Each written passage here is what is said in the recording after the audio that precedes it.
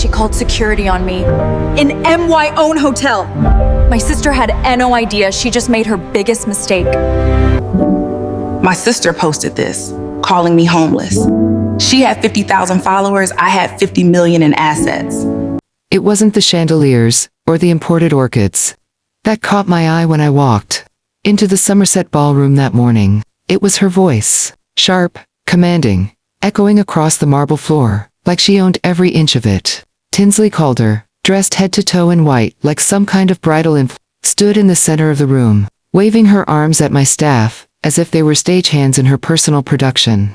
A young server passed by with a tray of wine glasses. She snapped her fingers, not even looking. "You there? Those glasses are all wrong. Where's the imported crystal I requested?" She spun around dramatically, her eyes scanning the space, and then they landed on me. For a moment, she paused, lips parting in confusion. And then came the smile. Not the warm kind. The kind that pulled at the corners of her mouth, like a mask she wore too often. "Oh my God," she said, pointing at me with manicured fingers. "Can someone get security? There's a homeless woman standing in my event space." My staff froze. The violinist doing sound check actually stopped mid. A beat of silence wrapped the room. I didn't speak. I didn't move. I just stood there, perfectly still, in the hotel I had built from scratch, brick by bloody brick. The same hotel she had somehow managed to book behind my back, using a third-party vendor with a fake name on the contract. "She's not supposed to be here," Tinsley added, louder this time, her voice rising into a pitch that bordered on theatrical. "Get her out." One of my newer employees took a cautious step forward, clearly unsure. "That's Miss Calder," he said quietly. Tinsley blinked. Then she laughed. "No, sweetheart," she said, brushing her hand through the air like swatting a fly. "Vivian Calder doesn't dress like that. Well, she lives in that sad little house by the vineyard, drives that dusty car. You really think she owns this?"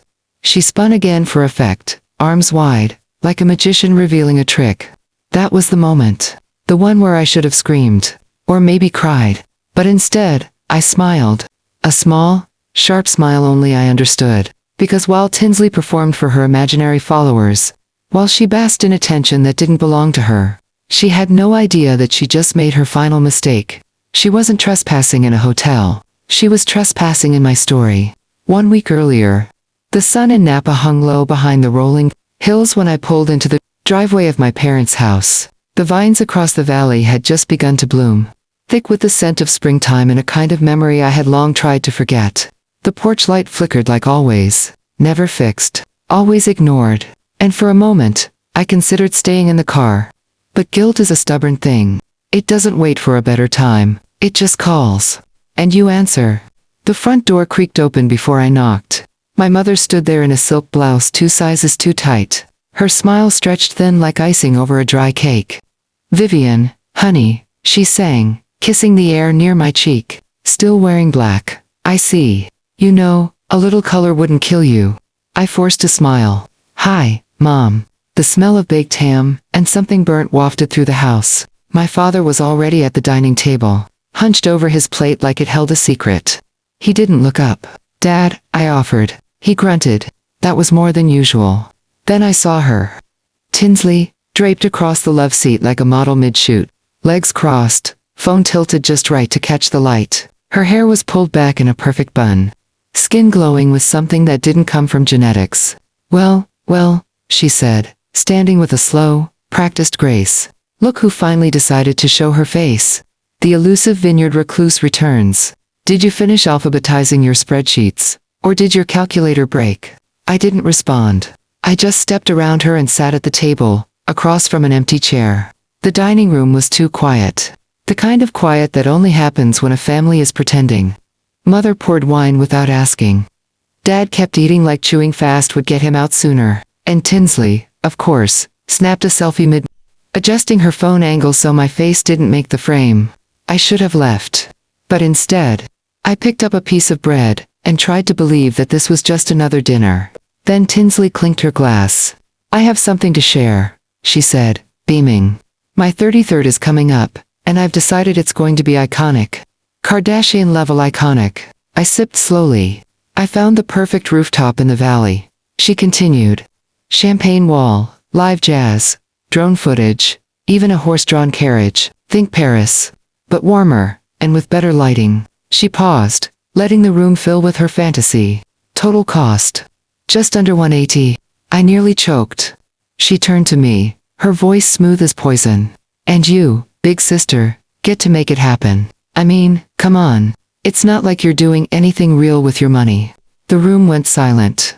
Even the old clock on the wall seemed to hesitate.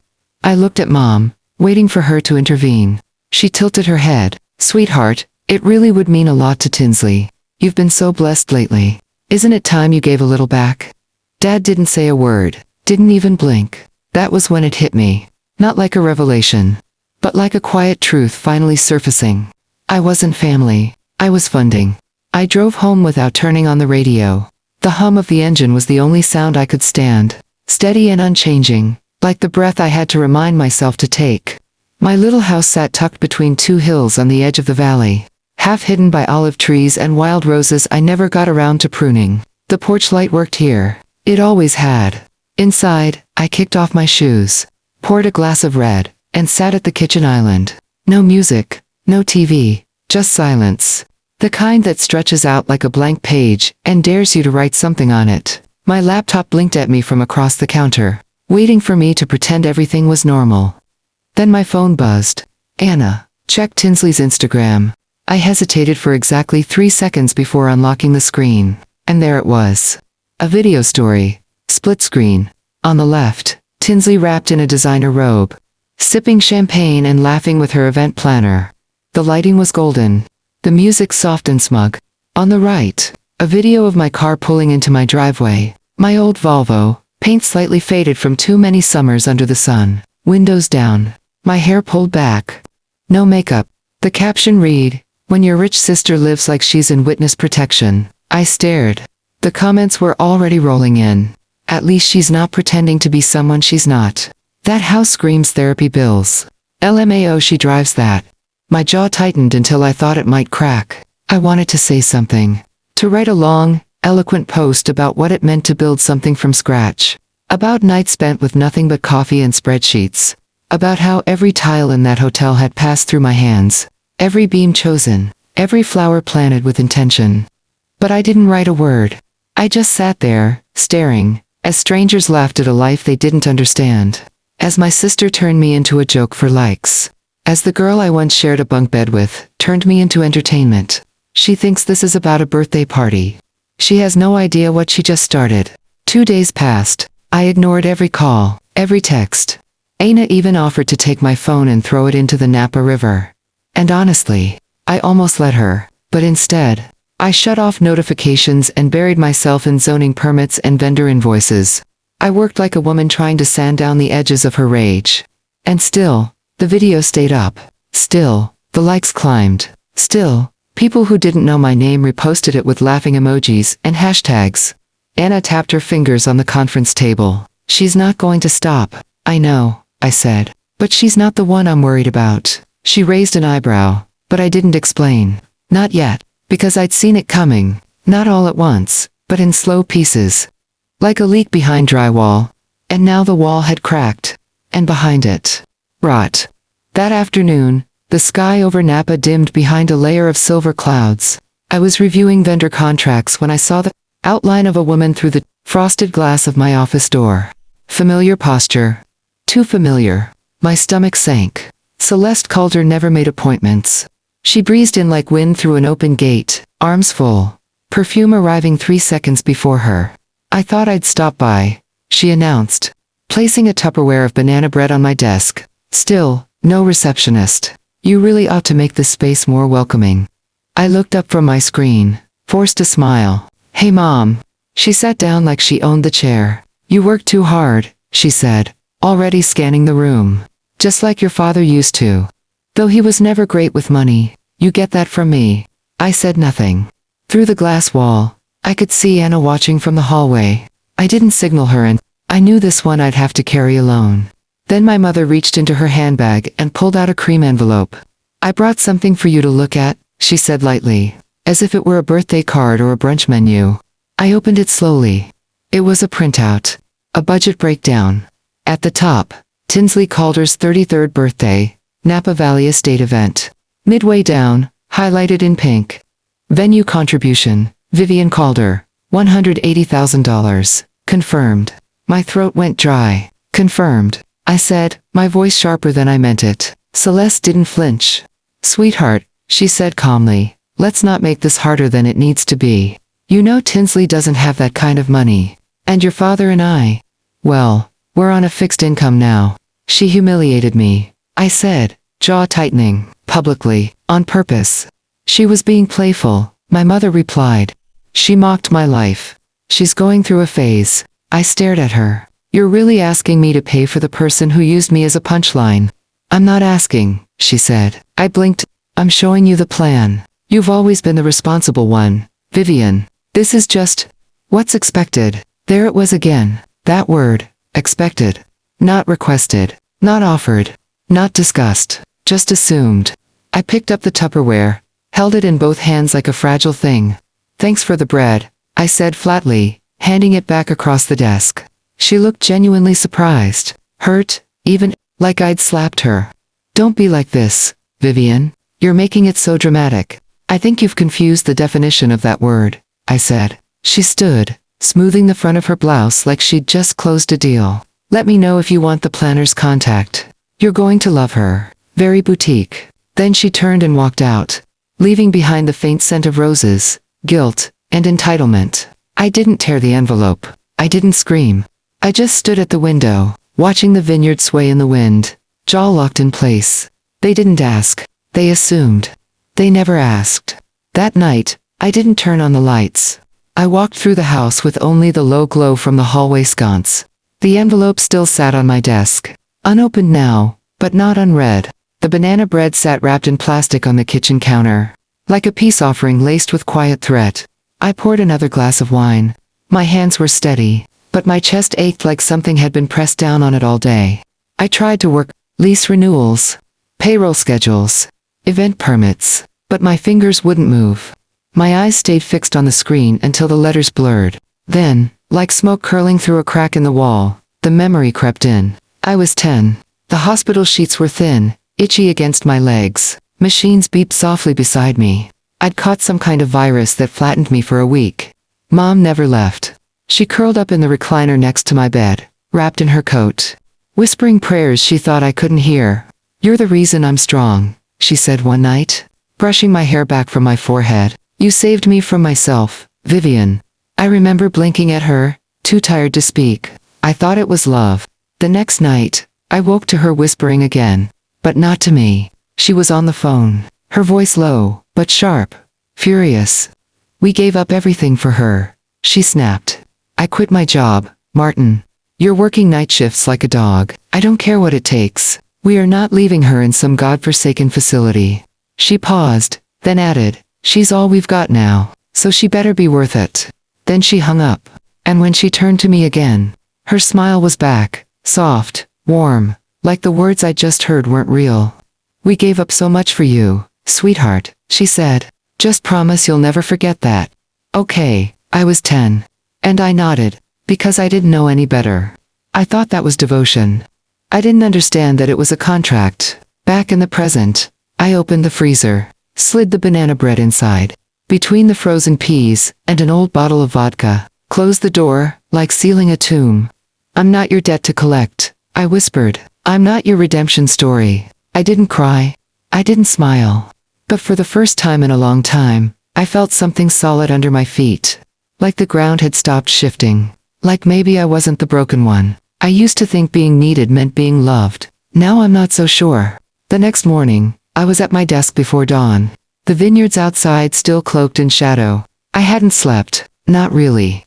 But for the first time, I felt awake. Alert. Something had shifted in me.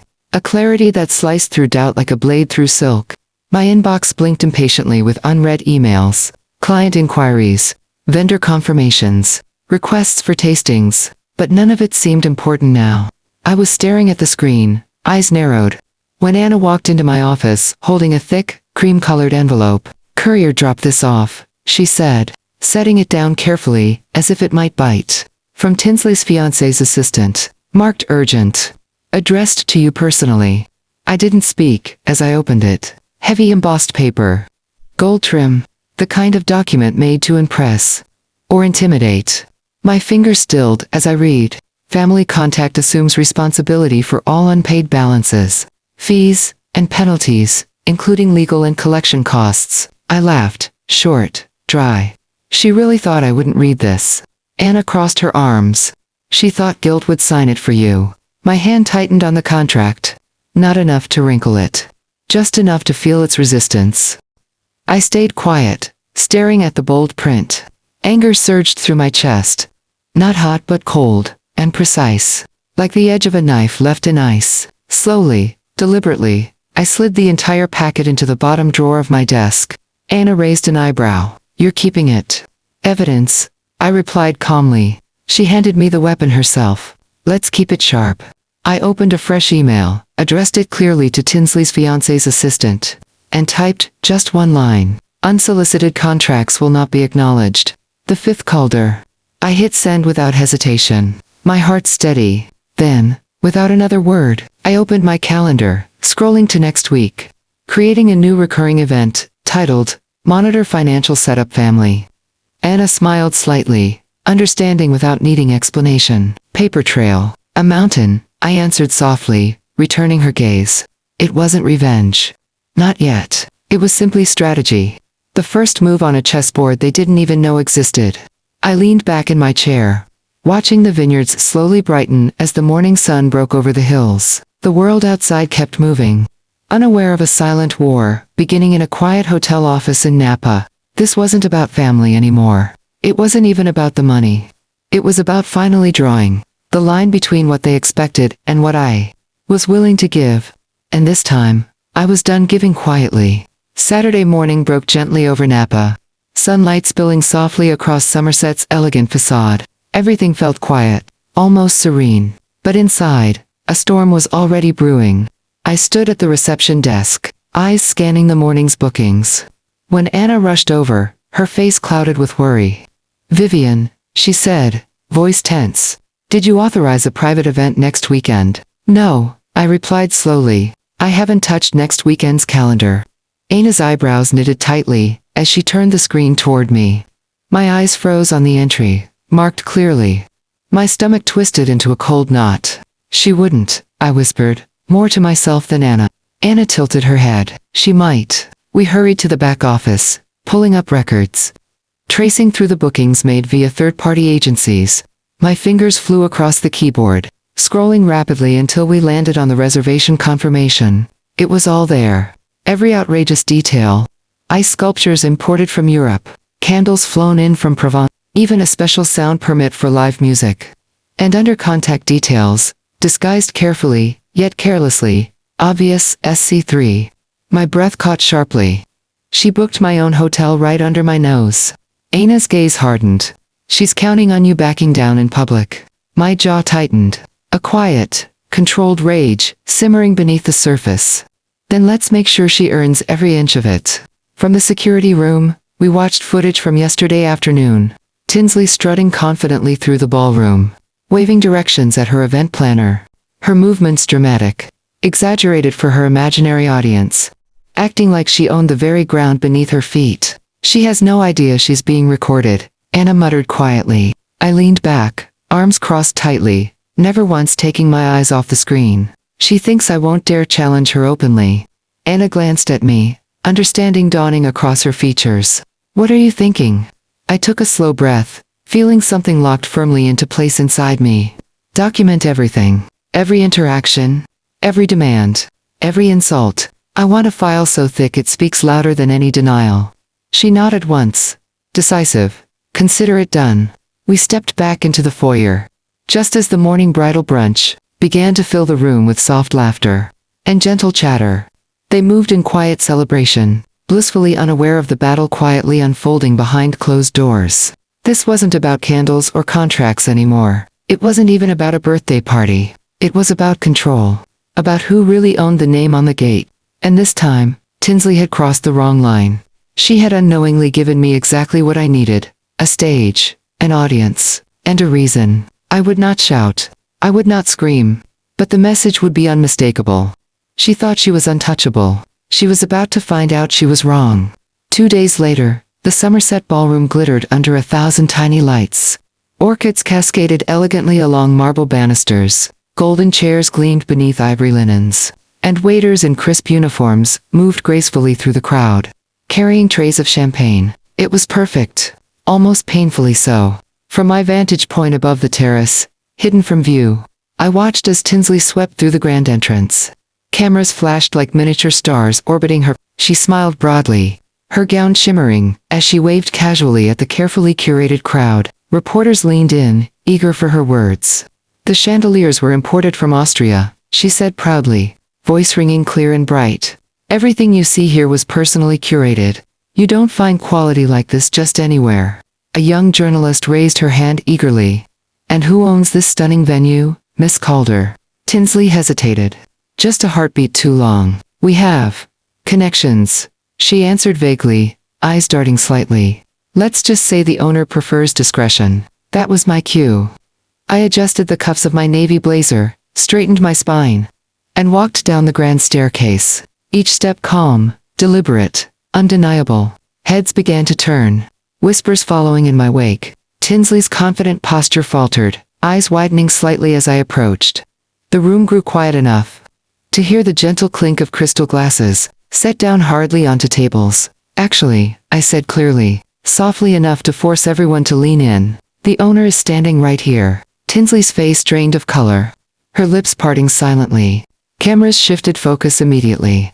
Lenses aimed at me like arrows seeking a target. A distinguished woman stepped forward, curious, yet reserved. You own this venue? She asked with polite skepticism. Yes, I replied evenly. A smart businesswoman doesn't wear her assets on her sleeve. She builds them brick by brick, and lets them speak for themselves. The woman smiled approvingly, her expression shifting from curiosity to respect. How refreshing. It's rare these days to see true discretion paired with genuine success. I inclined my head slightly, accepting the subtle compliment. Around us, the energy had shifted dramatically. Guests murmured appreciatively, turning their backs slowly on Tinsley's glittering facade. In that instant, her carefully constructed illusion crumbled, revealed for what it was. Nothing but smoke and mirrors. Tinsley stepped forward abruptly, desperate to regain control. This is some kind of misunderstanding, she stammered, voice shaking. No misunderstanding, Anna interjected calmly. Stepping forward with quiet authority, Miss Vivian Calder owns Somerset outright. She built it entirely herself. Tinsley's eyes pleaded silently, but I offered no comfort, no rescue. Vivian, she whispered, almost inaudibly, the name breaking on her lips. I met her gaze steadily. Without anger. Without pity. You wanted the spotlight, I said simply. Now it's yours. The room was silent as Tinsley backed away. Makeup smudged. Facade shattered. Reporters scribbled notes furiously. Guests exchanged whispers behind raised hands. I turned slowly toward the crowd, composed and unshakable, feeling their respect like sunlight, warming my skin. I hadn't needed revenge. The truth had done it for me. Later that night, I returned home and turned off every light except the soft glow above the kitchen sink. Shadows filled the house, comforting rather than empty. The silence felt different now. It wasn't the kind that choked you, but the kind you chose, the kind earned by walking away clean. As I poured myself a cup of tea, the phone buzzed softly against the counter. The caller ID read, Dad. For a moment, I considered ignoring it, but something urged me to answer. When I picked up, his voice came through, hesitant, weary. Vivian, he began carefully, like stepping onto thin ice. Your mother is upset. I didn't respond. He took a shaky breath. We just want the family to stay intact. Intact, I echoed softly. It's never been intact, Dad. It's been built around Tinsley. Like a house of cards? He didn't deny it. Silence filled the line again. Heavy and fragile. Finally, I spoke gently. I'm not angry anymore. I'm just done. You don't mean that, he whispered. I do.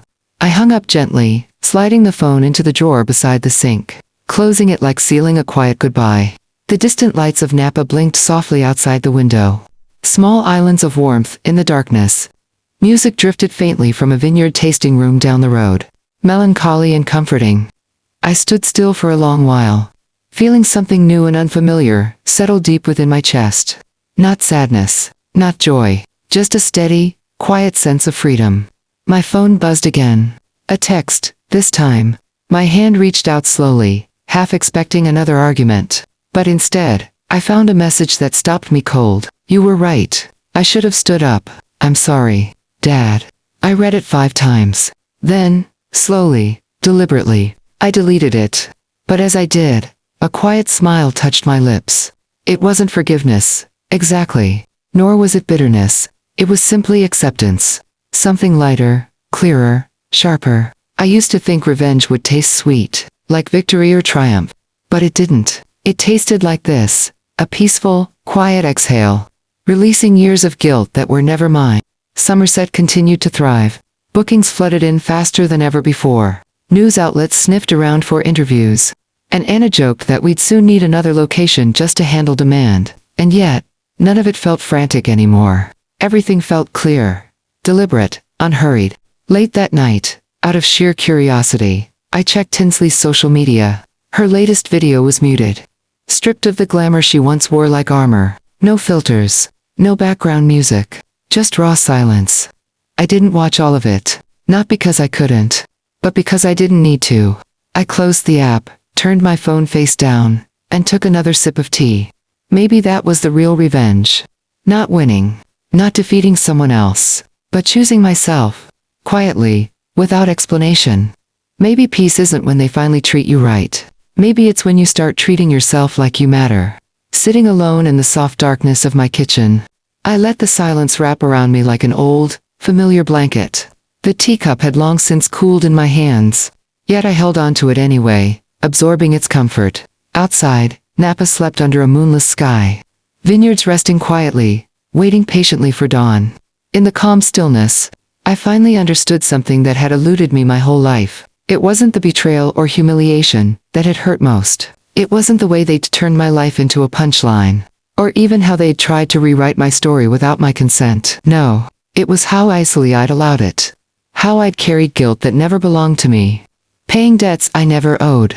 Chasing acceptance I never needed. All these years, I'd mistaken being needed for being loved. Trading my peace for their approval. Never noticing that the price kept rising while my values seemed to shrink. But not anymore. My fingers reached slowly for the drawer beside the sink, pulling out my phone. One more time, I opened the message Dad had sent earlier. The apology he'd never before offered. You were right. I should have stood up. I'm sorry. I read the words quietly once more, feeling their weight, letting them settle inside my chest. Then, gently but firmly, I deleted it again. Not out of anger or resentment, but because I no longer needed anyone else's validation to confirm my worth.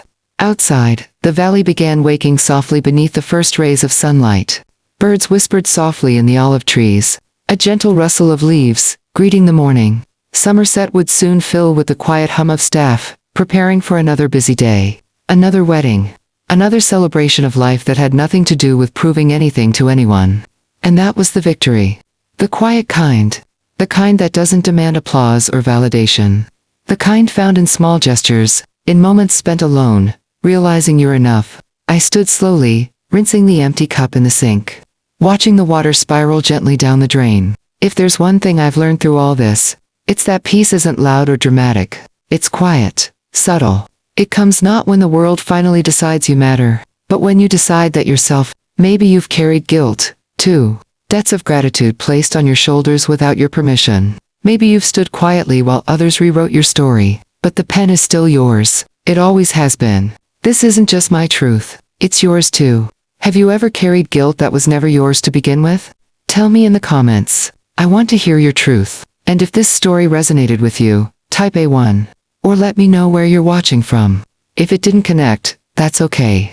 Drop a comment and share why. Was it the message, the pace, or the ending? Because here's the truth. Peace doesn't arrive when others finally see your worth. It arrives the moment you do. And that, my friends, is the sweetest revenge of all.